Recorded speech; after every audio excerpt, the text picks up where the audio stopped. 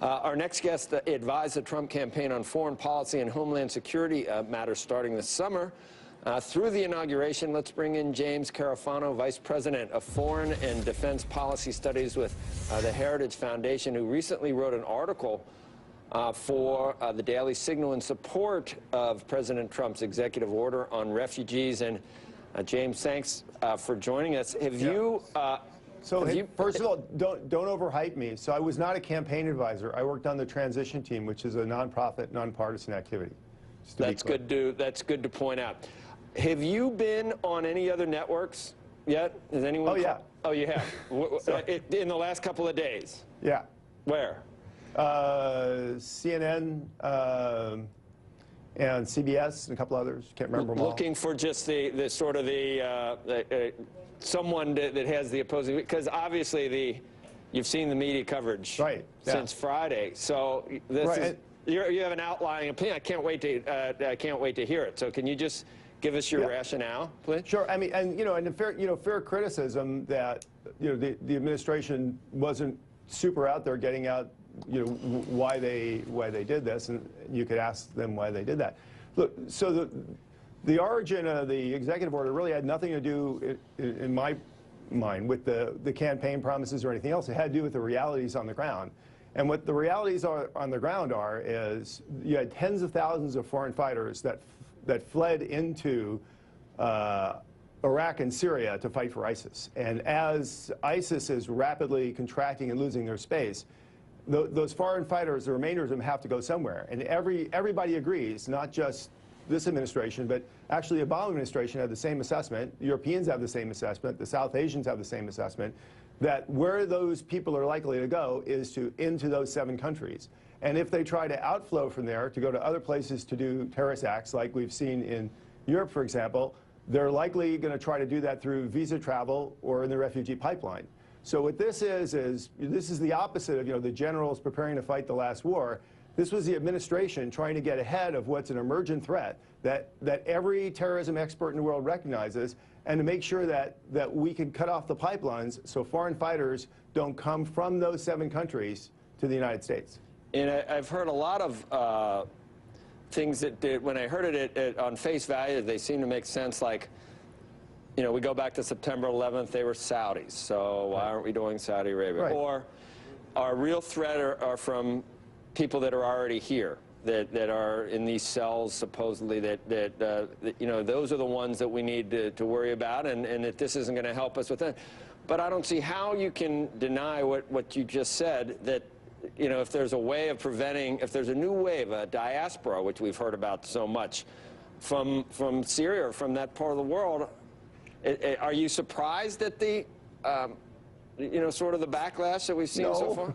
No. No. I mean, I think this was very predictable. Ironically, if people were just calm and relaxed, if you looked at all of President Trump's executive order, this one actually probably departs least from all the Obama policies.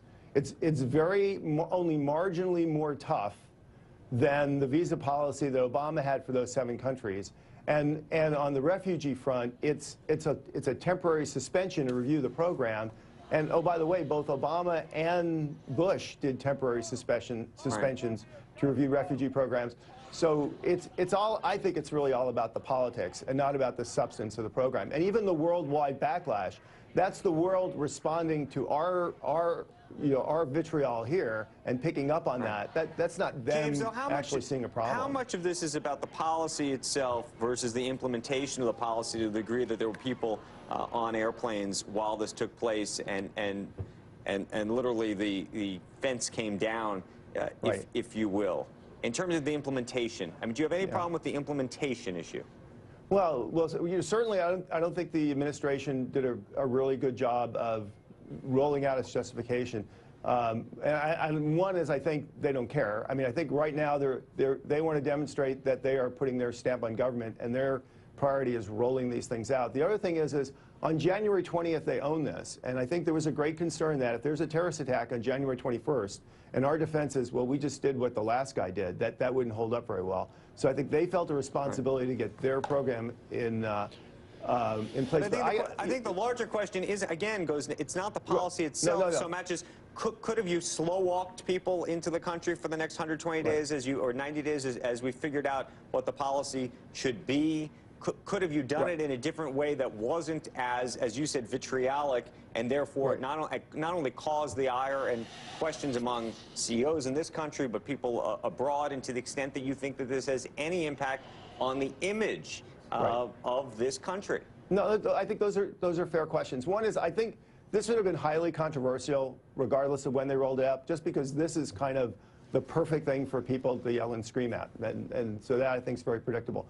There's always friction when you do these changes. You know, Congress implemented some changes a while back. That created friction and confusion. Obama did some changes, and every time he made changes, it created conviction. Same thing. You know, why are we so focused on this? Because we're all focused on it, right? So the other times we just didn't pay attention to it. There's always somebody stuck at the airport or something. But I think, to the administration's defense, it's very hard to do these things in a frictionless manner. But to the administration's defense, I think their concern was, there's a terrorist flow coming. We want to stop it.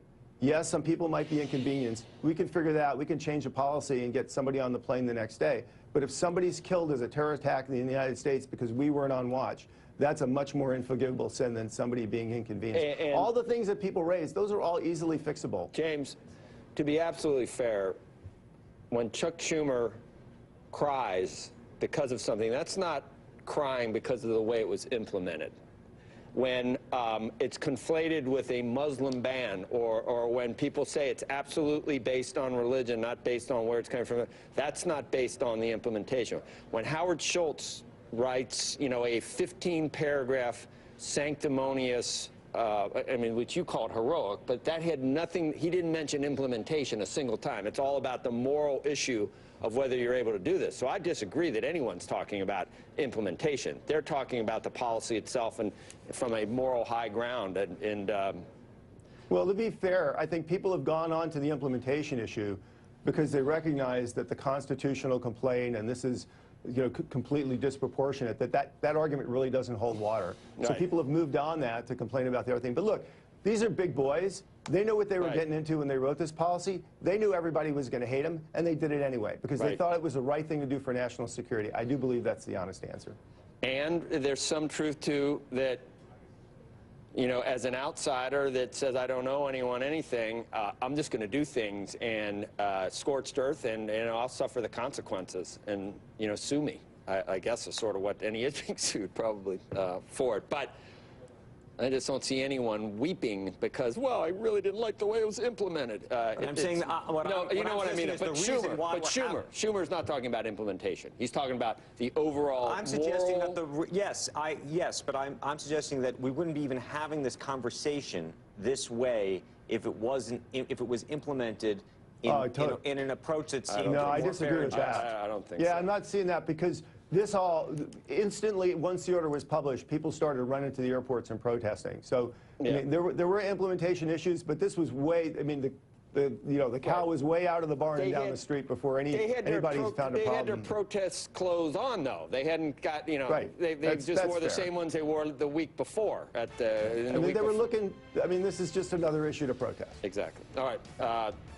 James Carafano, thank you for being with us this morning. Okay, coming up, we're going to discuss it. Under Armour results are out. The street reaction, which is not good. The company